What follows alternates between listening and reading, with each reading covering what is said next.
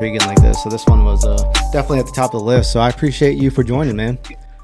No problem. It's just really nice to have the opportunity to speak about things, really, and to speak about research. No, absolutely, man. So can you introduce yourself? Let everyone know what you do and where you work.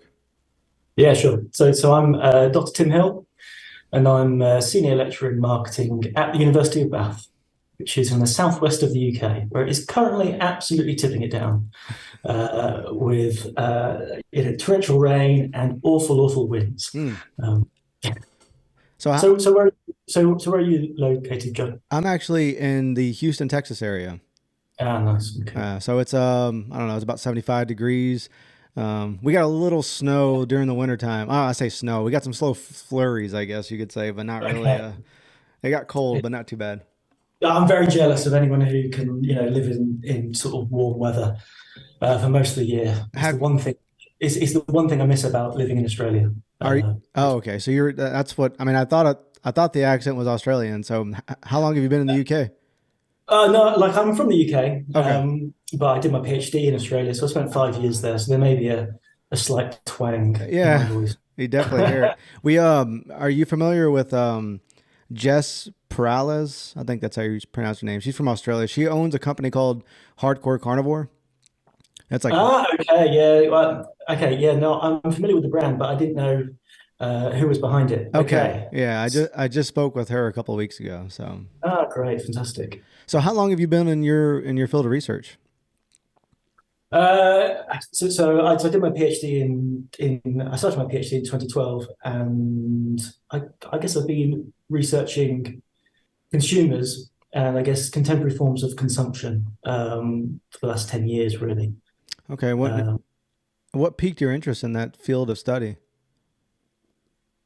um, I'm quite into quite strange groups. So in the past, I've researched hardcore football fans in the UK, and looked at how the experience they help create um, is simultaneously good for football brands. Like it provides that color, provides that sort of the hair on your arms, that sort of thrill or something a little bit risky. Yet at the same time is subject to policing and forms of control that actually stop the entertainment from being as entertaining as it should be. So I'm trying to look at how these things are managed.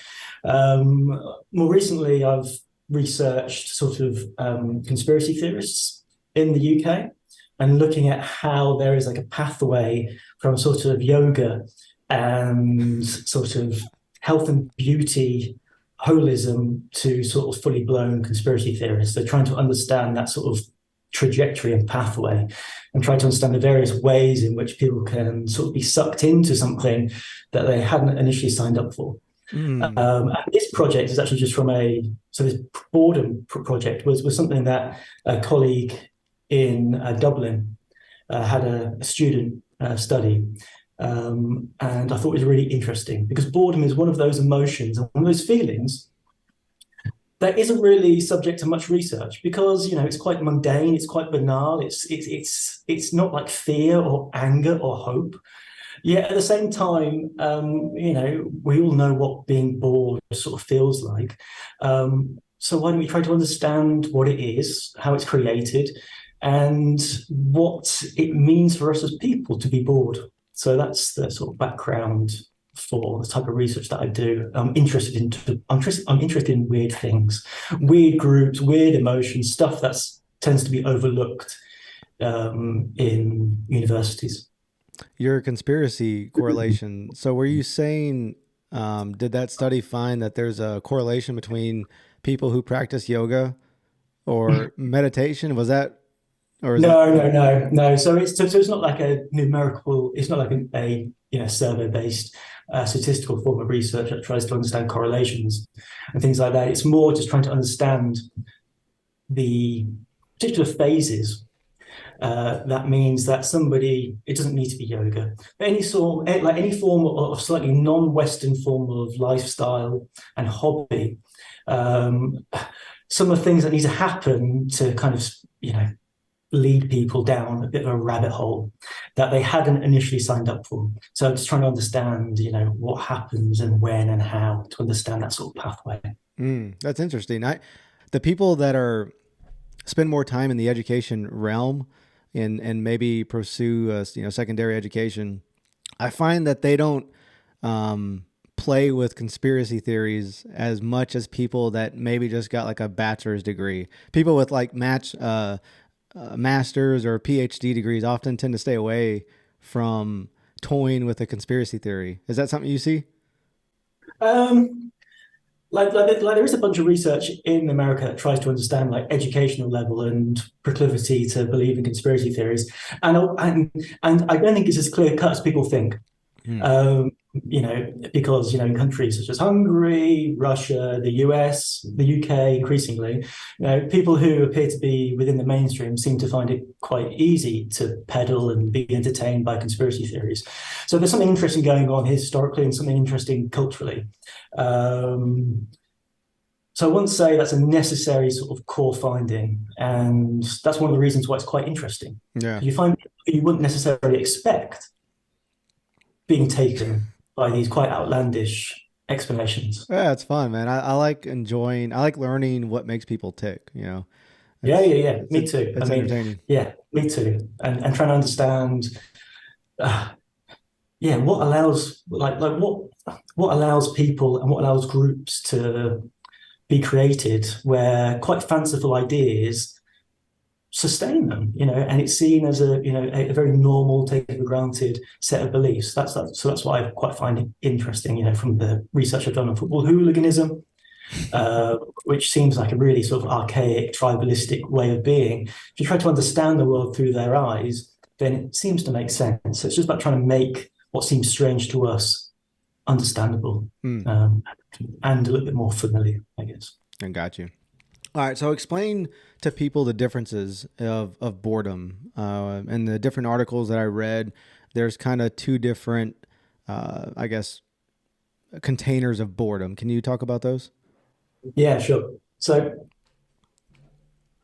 we traditionally treat boredom as a negative emotion that is something that people want to avoid. For instance, if you're waiting for a bus or waiting for a train, well, it stops you from getting to the place you want to be, and you feel bored. You may look at your phone, you may grow restless, you may be searching emails. That is what we kind of would call superficial boredom. So that's boredom that is much more commonplace. I'm sure we all recognize that experience of just waiting for something to happen. Um, the other sort of category of boredom, and this comes from the ideas of German philosopher Martin Heidegger, is that boredom can actually be much more profound and can be a catalyst for the discovery of new passions. Not so much a catalyst for creativity, but boredom that offers an opportunity to self-reflect and to actually understand what is meaningful for you. And what we find, so extending these ideas, is that more profound feelings of boredom can actually lead to a process of discovery of passions and things that actually provide meaningful engagement with the world around them. So those are the two sort of classical categories of boredom. How long does it take to enter the first state and then go into the second state? Is there kind of a defined time period between you're in this superficial state of boredom versus the profound? What we find is that people are very, very good at keeping themselves in a state of superficial boredom.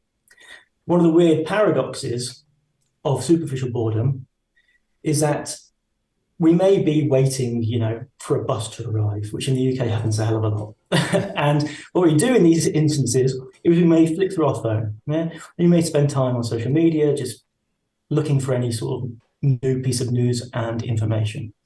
Now, what our participants, when we interview them, sort of say is, yeah, in that moment, flicking through social media feeds allowed me to escape boredom. However, at the same time, it just reiterated and made my feelings of superficial boredom even worse because I just went, why was I doing that? It's a waste of my time. I could have been doing something else. I could have been planning my, time for the year, my trip for the holiday period.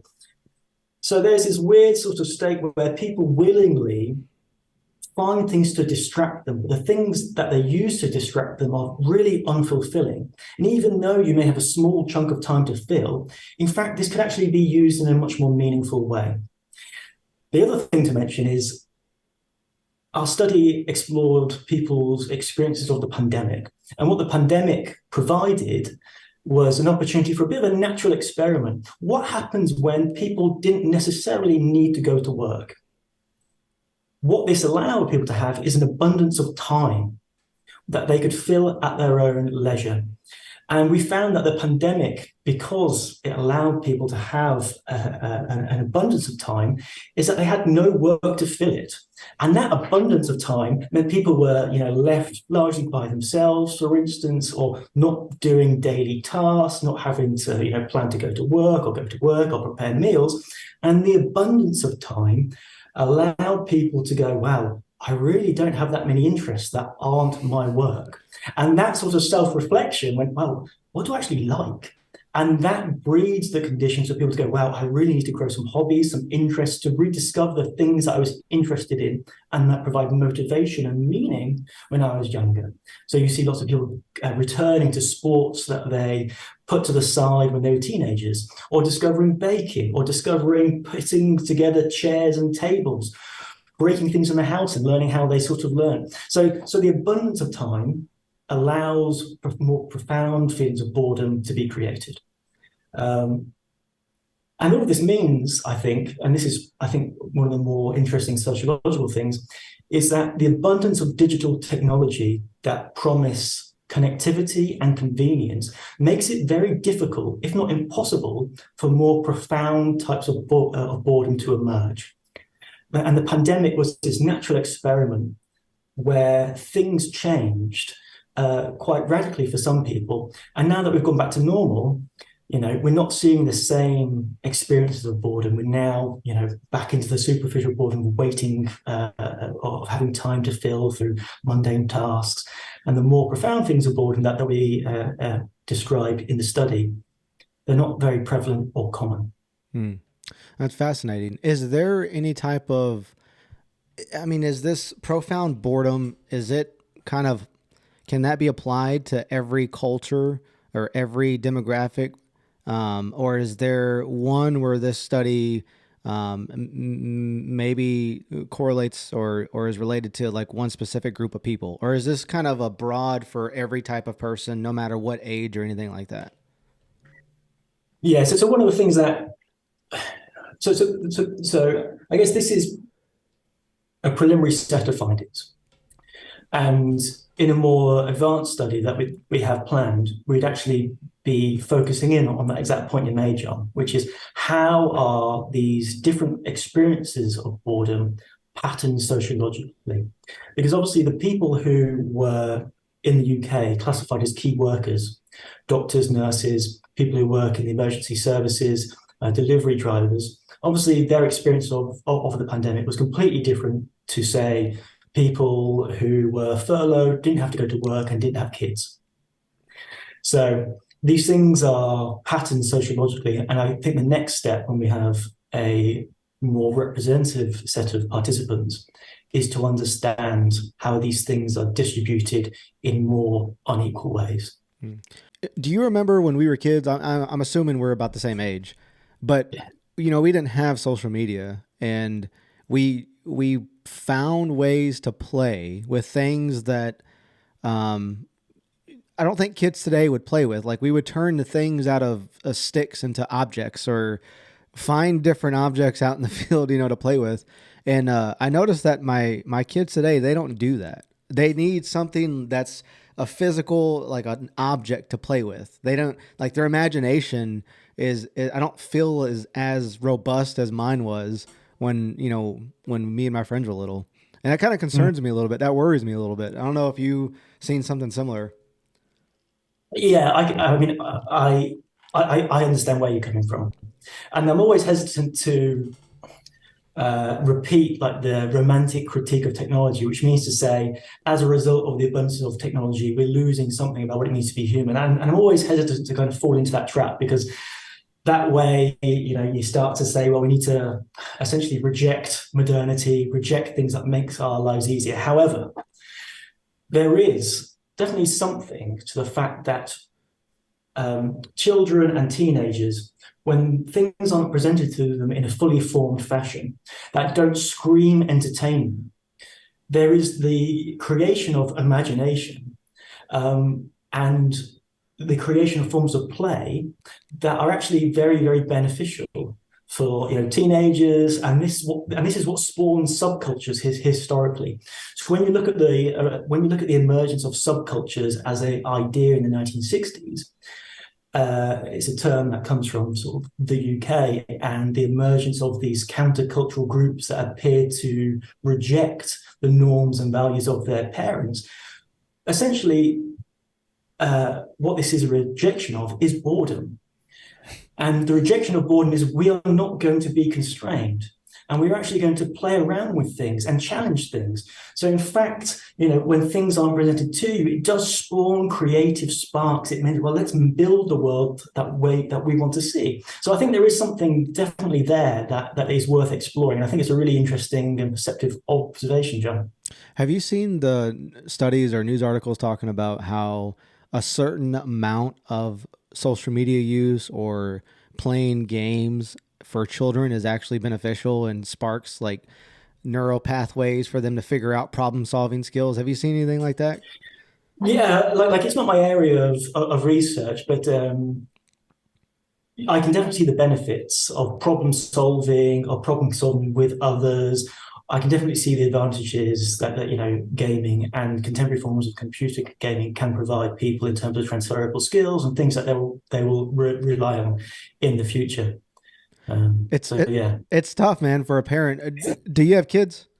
not yet, no. Okay, man, it's challenging because I don't want to be the get off my lawn grandpa kind of guy. Technology's bad or anything like that. I work in technology for a living, and I mean that's what I do, and I do this podcast and things like that. So, but I don't know what the balance is. You know what I mean? Like, there's always, for every study you find about how social media use is detrimental to your child, you can find another one that's saying that it's really good. So as a Yeah, parent, it's tough to find the right balance of computer use or social media or things like that. yeah. I don't think anyone has the right answer there. And it's just about trying to weigh up and find a balanced approach, I assume. But I wouldn't like to put forward any parental advice. I was hoping you would. No, I'm just joking. No, I struggle like I struggle with my dog, let alone kids. So yeah. So, how did you conduct this study? Can you talk about the process and how you set it up and how long you communicate with these individuals? Yeah, sure. So it started during the pandemic, and like I'm a qualitative researcher, so the research that I do isn't on large data sets and isn't trying to find statistical inferences and things like that. And the research that me and my colleagues do are more about trying to understand people's experiences and try to provide a understanding of the world in which they live and how they make sense of it. So, with that sort of background in mind, what we set about doing is just exploring people's experiences of the pandemic. That was very sort of open ended. Let's try to understand if we use interviews over time, so over 2 years, what are people's experiences of the pandemic? And we were just speaking to people across those 2 years, maybe twice each year, and looking for patterns, looking for interesting patterns that we didn't expect. And the thing that emerged when we analyzed the data, when we print everything off and start looking for patterns, is that this notion of boredom was something that people were able to reflect on, and they had different experiences of, which means to say they were saying right at the start of the pandemic, I'm really bored and I really hate it. I can't go to music festivals. I can't go to watch the football. I can't go and let loose, down the pub, down the bar, etc. And I'm just really, really bored. And then as the pandemic progressed and as government and as governments changed their policy regarding what was possible outside, we actually start to see that this being at home where there wasn't much to do was actually creating, a form of boredom that was actually leading to more positive results. It's like because I was so bored, I had to really think, what do I want to do in my life? What did I do before I worked? What did I do before I could spend my time commuting 2 hours a day in and out of Dublin? Hmm. And it's like, well, I need to do something worthwhile and meaningful. And my experiences of boredom are leading me to, rediscover my passion for cycling, for instance, or my passion for film. I got into baking. So that was the sort of general sort of process that we kind of undertook there, just through interviewing people twice a year over 2 years, looking for patterns. And the pattern was boredom. And Hmm. we just wanted to understand, what does boredom mean? What does it mean for people? How is it experienced? And what comes out of it? This superficial boredom, is that similar or completely different to achieving like a flow state of mind? Yeah, I mean, so what's fascinating is that the idea of a flow state, and I don't want to say the author's name because I butcher it. However, the idea of a flow state comes from a well-known, psychologist, and the subtitle of the book is essentially against anxiety and boredom. So boredom is treated as like the antithetical state to a flow state Hmm. because you aren't engaged, you aren't immersed, you aren't finding that your lived energy and you felt of being immersed in something is there. Boredom is pure sort of distraction. It's about being disengaged. It's not being thrown into a particular moment. So, boredom is the antithesis to flow state because, as I'm sure you're aware, being in a flow state is a wonderful experience, and boredom appears to be the complete opposite of that. Ah, it's interesting. I guess like if I'm cycling, because I cycle and I run, and I find myself coming up with ideas right around like the 30 to 45 minute mark. Like once I get past I guess my body gets warmed up and I get into this thought. Is that considered flow state or is that boredom or is it a little bit of both? I know. I think like as a fellow cyclist whose best ideas, not best ideas, but most clear, lucid ideas, come from exactly what you described. When there appears to be this sort of synergy between my body, the machine I'm riding, and the world around me, and it provides those really, as you say, like powerful sort of creative sparks, and that is hard to achieve, which is why it's hard to achieve a flow state where it appears that the world and you and things you're interacting with are suddenly on the same page, and it's hard to do.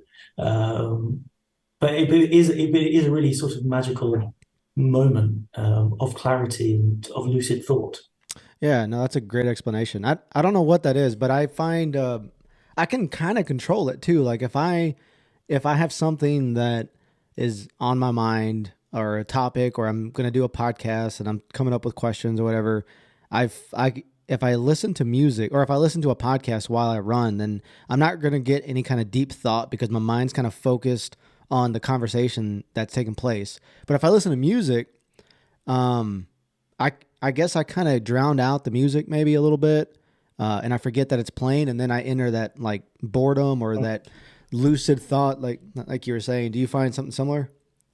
Yes, yeah. I mean, it's always when I'm cycling, and one of the things that I was told, I thought was nonsense for uh, one of the things that I was told as a PhD student, and I always thought was a load of nonsense, was if you're really struggling, do some exercise. And for the first time, I was like, "Oh, I'm just getting sweaty and I just feel out of breath." But as you become more and more fit, you kind of understand how your body reacts and how you can manage your sort of exertion and how hard you're trying to find, that sort of heart rate and pedaling motion where you appear to be in complete control. And that's when you find yourself, without really meaning to, finding solutions to particular problems. Hmm. Okay, that's how I solve that problem in my sort of field of research. Say if I'm struggling with a paragraph and I need to build an argument, okay, it's usually when I'm cycling, and as you say, after about 30 minutes with music and it just goes in the background, that's when these ideas start to be unlocked without really trying to think about it that Mm, much. yeah. It's very interested in knowing how that works and why that appears to be a common experience. No, that's intriguing. Thinking about, a different perspective. If I was, one that really liked using social media and I was a big proponent of it, my rebuttal to your study would be something along the lines of social media for me creates more, allows me to be more creative. Um, and it, spawns new ideas. And, so I guess with saying that, have you experienced anyone saying something similar?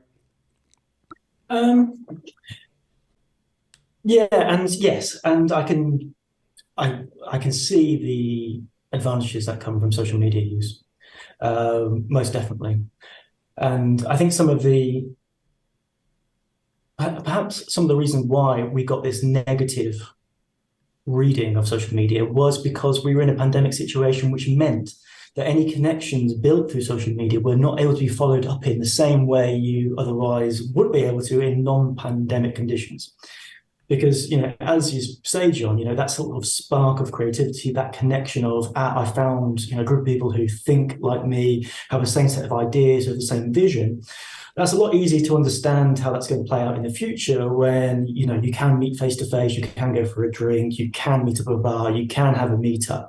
But in, pandemic conditions, it's a bit like, oh, okay, this social media stuff, I can't actually use these connections in a meaningful sort of fashion. It's always going to stay offline because, like you, it's those connections I've made online that I can then follow through with in, meeting for a drink or having a chat face to face. That's when, the positive benefits of social media can really be realized. So maybe that's one reason why No.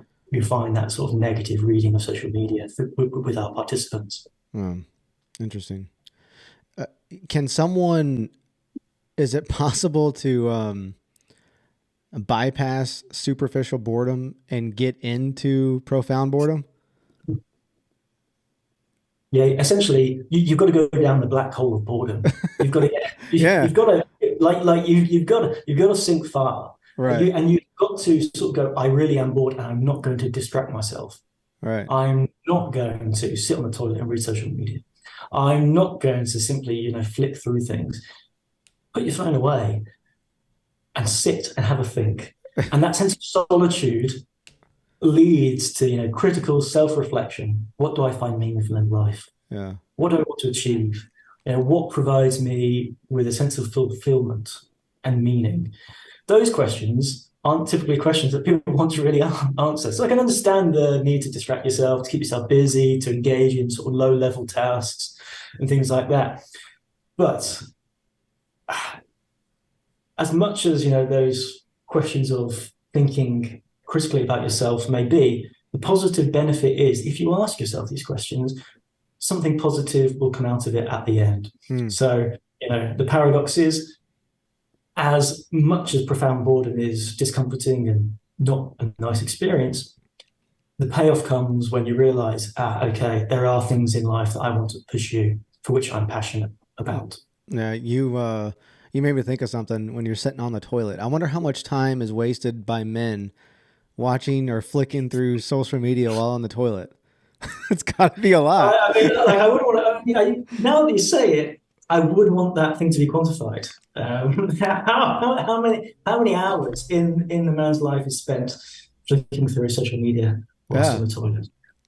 I was Yeah. I was talking to my wife yesterday, and we're doing a little side business or whatever, and I was telling her like if we didn't do this and we talked ourselves out of this, and if you look at by the time we're 85 or whatever, that's only like 18,000 days or something like that, or 17,000 days, and that when you put it into life into perspective like that, kind of makes you wake up a little bit and put other things into perspective, like wasting time on the toilet scrolling through social media. So that's something Yes. I'm guilty of Yeah. that. I need to stop that shit. Yeah. Yeah. I mean, like it's always one of those things, when the smartphones came out and they were able to record what you're using. and you realize you may be spending more than 2 hours a day doing not much. Yeah. Uh, what I want is when I die, John, for God, you know, uh, to reveal how much time I spent doing mundane tasks that were utterly meaningless. Yeah. And for me to go, wow, I really shouldn't have, commuted as long as I should have done. Yeah. That's lost time. That is lost time. So yeah, I agree completely. What other interesting studies are you working on? Uh, Like, I'm working on a project. Have you ever been to Berlin, John? never. No. Um, so Berlin is sort of known for its sort of nightlife and the city's relationship with techno music, drugs, and sort of hedonism is known worldwide. Hmm. And Berlin's nightlife scene is a great driver of tax revenue. It's a great driver of tourism, and it's very good for Germany's sort of soft power and reputation around the world. Like it's the place where you can lose yourself.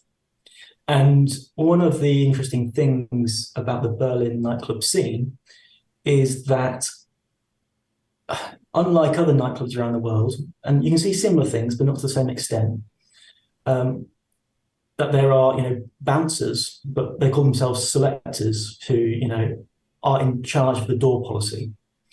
And to get into a Berlin nightclub can be extremely difficult. And some German colleagues and I were interested and are interested and have studied how these selectors, who are highly cherished, well respected, important people in the nightlife and nightclubbing scene, how do they make their decisions within 1 to 3 seconds about whether you're coming in or not? Hmm. So what we've done is we have, observed how these selectors make their decisions. We've interviewed them. We've involved ourselves in training sessions because you may want to know that there are companies who essentially who provide training that takes 3 years for you to become a selector, where they teach you much in the same way. If you want to become an expert in wine, you need to go on a sommelier course to learn the difference between a zesty note and a oaky note. There are things that subject people to that sort of training. How do you know someone's safe? How do you know that somebody is going to contribute to the atmosphere? How do you know that they aren't going to cause trouble? So, one research, so that's the most recent piece of research that I'm currently in the stage of writing up. How these people make their decisions? Man, I a lot of it is based on looks, right? That has to be. And yes and no. And it's not as clear cut as you think.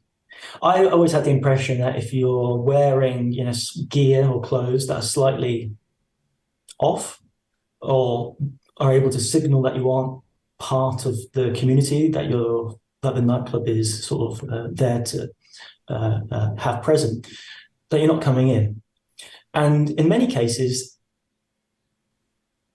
all selectors want to know is can the person hold a conversation, and can they display confidence in the act of essentially being tested. In many cases, people aren't pulled away straight away. The reason why they may be, told that it's not their night immediately before they even get to the front of the queue is if they're too drunk. Hmm.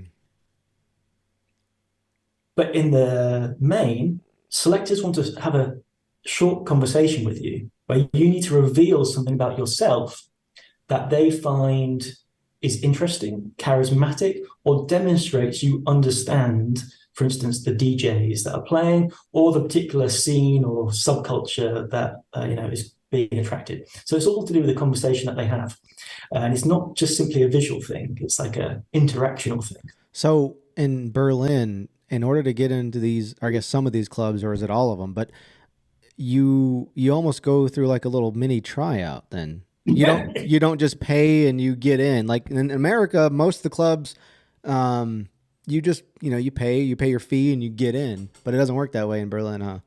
no, you've got to be subjected to a test by the selector, and the selector wants you to have a conversation. They want you to demonstrate. that you are a safe pair of hands, you aren't going to cause trouble, and you're there for the right reasons. And you can do that in multiple different ways. And even if you turn up wearing, clothes that are not 100% sort of in adherence to the type of music that's being played, you can still get in if you learn how to use the art of conversation to signal that I may not look like I belong, but I actually do. Wow. Um, So yeah, yeah, it's a really fascinating. help me visualize this. How does that? I imagine it'll take a long time then for occupants to enter into the club or the night scene. Are there multiple selectors out in front, or there's just one guy or person? Yeah, it's one person. Yeah, yeah, it's one person. Now Wow. they have sort of like your more traditional security and bouncery types to help, and they're there to essentially keep the queue adhering to particular behavioral standards. And if you're seen smoking or if you're seen drinking too much, the security won't ask you to leave straight away. They'll tell the selector, who then goes, "I've seen you drinking too much. Get out. It's not your night." Wow. Um, so yeah, so it is a test, Wow. and the test is, can you prove yourself in 3 or 5 seconds, either through your confidence, you don't want to be too cocky or too arrogant, that you've got a sense of humor, that you can maintain eye contact, that you can exude confidence but not brashness. Mm. It's a really interesting sort of art to watch these interactions play out. So these selectors, you said they go to some type of training for a couple of years for each. Is this training different for all the nightclubs, or is there like a one place that all these selectors go? What does that look like? So like the big name selectors, um, who made their name in the 90s when Berlin was like this utopian city where anything goes because no one owned land. It was a bit of a free for all. Now, obviously, they haven't been subjected to the training that we see now. But yes, there are organisations where selectors are sort of trained. It takes some time. Not everyone has the right skill. Not everyone has the right skill set to be a good selector. So yeah, it takes time. It takes 2 years. That's fascinating. How much do these guys get paid? They make good money? Uh, I've not asked directly. I don't think that much. Hmm. Um, and what people get out of it, and this was what was really nice and surprising in the research, was, and it may sound quite sort of uh, what's the correct word without swearing?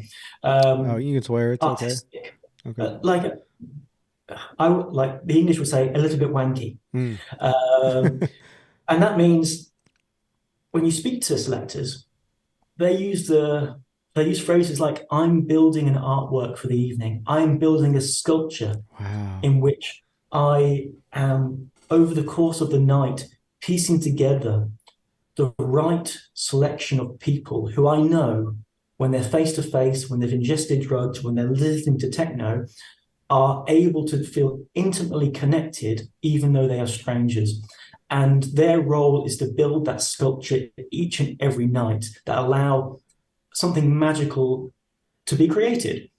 Now, that isn't the language of your average security guards who are just looking to sort of be aggressive and to display their masculinity. No, like it's seen as this sort of artistic form of work, which I thought was like, wow, you really think quite a lot of yourself. But I can understand the logic when you see their role as essentially being the first person that people see and being the last person they see when they leave. And that may be 8, 10 hours, 12 hours, 18 hours down the line. So you can understand how they tell this story about themselves. And I have a lot of respect, and I kind of like what you're doing there. I can understand that level of sort of celebration for the work that you're doing. That's so deep, man. He's Yeah, I know, I know. that's Now that may be because there's lots of drugs involved, and they come from that particular scene. However, like there is something true to it, and I had a lot of time and respect for people who take that work. as seriously as they do. Yeah, I'm wonder that makes me curious about the other roles within the nightclub. Like, what kind of training like the DJs go through or the bar. Can you imagine the bartenders? Because I'm like that person. If so much emphasis is being put on the door guy, essentially the gatekeeper of the place, the establishment. I wonder what kind of training the bartenders go through. Well, the bartenders, they tend to be people who want to become selectors. So Oh, selectors are like the head honchos. They're like the big deal. They're the people who are highly celebrated and respected within the nightclub scene. And many of the people we interviewed started off as barkeepers and barmen who worked, moving drinks, from the back of the club to the bar and so on. And they all want to become selectors. And what's I think is really nice is watching the team of people who are about 30 work in tandem. And one of the lessons that we learned from the Berlin case study is everybody, even from the barman to the security guard to the selector, it's all to do with providing, and this sounds like I know this phrase has a bit of a negative connotation in America, but like a safe space. hmm. And if there's anything that is a red flag or men who may be a little bit too persistent chasing women, they get kicked out straight away. There's no sort of warning. It's like, no, this is a respectful place where people come to lose themselves. And to lose yourself, you need to make yourself vulnerable. Hmm. And which means that any sort of thing that threatens that atmosphere is notified and is informed, and the selector know and the security team know, and the person is asked to leave. And they all work in tandem to provide that sort of right, okay, this is a place where people can come here, know they can lose themselves, they can do things that they would otherwise not do. There's no photos allowed. You've got to hand your camera over, your phone over at the thing, because this is a place for people to lose themselves and to feel, like they can be intimately connected with strangers. That's where America is going wrong, man. Because if we do a comparison, the in America in the club scene, the bartenders are kind of the big deal. It doesn't Okay. it doesn't take anything to be a bouncer other than like you said, like being able to display your masculinity or be able to be kind of honcho, uh, to be the door guy. Everyone wants to be a bartender, and it's like it's it it's tough. Not everyone can make it being a bartender, but there's a lot of emphasis making it to that position and being like the head bartender, because sometimes there's like three or four different bars in a club, and there's like Yeah. the main bar, and to get to that bastard, like that's pretty tough. But anyone's can be the door guy. Like Yeah. So yeah, I guess it's reflective of like priorities uh, and status and things like that. That's really and it's the same. It's the same in the UK. And when I go to Berlin, we did a lot of work where we just observed these people while sober, I have to add, and it was just like the way they run these things is completely different hmm. to the way it's run in the UK and Yeah, it, certain US it's as well. there's a lot of similarities to I've talked to a couple of authors that have been swingers that have written Mm, books, and they say here in America the swinging or the swinger nightclubs are kind of like that, where it's a safe space. yeah. Everyone knows why they're there, you know so there's no like guessing. The women aren't being mean to each other. The women are complimenting each other. The men are complete gentlemen. That's what it reminds me of. Like, and it's a Yeah. different type of establishment from just the normal club. Yes. Yeah. Yeah. Yes. Yeah. And so from a management and marketing perspective, um, we're largely saying so in order to create these experiences, you actually need to exclude. And to exclude is to actually include people who can create this experience. And that nowadays is a very difficult and tricky situation. And I know in Berlin, for instance, um, that like you see many nightclubs and selectors be accused of forms of discrimination, Mm. for instance. And they're very good at defending themselves and saying, well, what I'm here to do is to protect and defend the subcultural autonomy and right to express oneself. And if I make one decision wrong, then somebody will be harmed. And they're quite good at defending this policy that could be seen and criticized as highly discriminatory. And they're very careful about not being accused of any form of discrimination. Now, I have to say that the nightclub that I shadowed, no Brits were allowed in, no British people. And I said, that's for a good reason. That's the only form of discrimination I'm for. Don't allow the Brits in. They will ruin it. They'll be too drunk. What's the public backlash like there when it comes to our term in America is woke, right? Like we say, like even using the term, discriminatory or not being inclusive, that could create a large, pushback from a certain segment in our population. Is it similar where you're at? So in Germany, it's a little bit different because essentially nightclubs, as they are in Berlin, is a subcultural space. So these people are already essentially part of a minority group, as in they are usually reflective of alternative forms of lifestyle, non-mainstream music, and therefore, much in the same way, swingers is a non-mainstream sort of lifestyle choice. It's accepted that exclusion needs to take place to allow subcultural expression and freedom of expression to be protected. So that's how they sort of defend themselves, and it's a form of justification that I think has merit. And you don't see things being accused of being woke in Berlin as much because, as a capital city and as a global city, the people who tend to live there are self-selecting, and they tend to be, largely liberal in their outlook. And from a Berlin perspective, and from a city sort of projecting itself, it wants that reputation and image of a place where not only diversity is celebrated, but freedom of expression and freedom to do things that you would otherwise not, and to value experimentation, which are all things that I'm certain many people would agree are positives. Yeah, no, it's very important.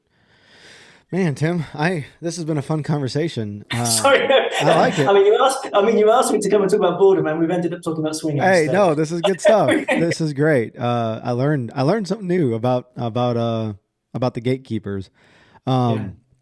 Okay, so you mentioned that you were going to, or you and your colleagues were going to expand the study into more people. I guess what's the timeline on this new bigger study on boredom? Yeah, so when you're doing a larger study, it does take time to essentially recruit participants. So we're still in the stage of recruiting participants, and we are looking for a representative sample. So being able to demonstrate that the people that we are interviewing are largely representative of British society as a whole, from a variety of class and educational and occupational positions and backgrounds. So, this will be a much larger study that I suspect will take, 2 years to collect data, and another 5 years until it's accepted for publication, thanks to the rigors of, academic peer review. Unfortunately, science takes time to do, especially when you're drawing on large data sets. Yeah. Well, I think it's important, the study and the science work that you're doing. So I appreciate your stuff, man. Are you on social media? Can people follow you, or you got a website or anything like that? Yes, I am, but I'm a very bad tweeter, which means to say I don't tweet that much. But yes, I am, if you just type in T.R.Hill Bath. And if anyone has any questions, feel free to send me an email. Okay. And I'm always happy to have a chat and ask questions and have any sort of conversations that people find interesting. Absolutely. I'll link your if it's okay, I'll link your email in the podcast description and all that stuff, the YouTube channel and all that. You bet. All right, man. Well, Tim, I appreciate your time, man, and I'll keep you on my radar, man. I'll be interested to see what that the larger study that you're conducting. Let's stay in touch, bud. Great. Thanks so much, John. And I really enjoyed that. And thanks for the opportunity to chat. It's been really fun. You have a good one, man. You too. Thanks, John. Yep. Bye.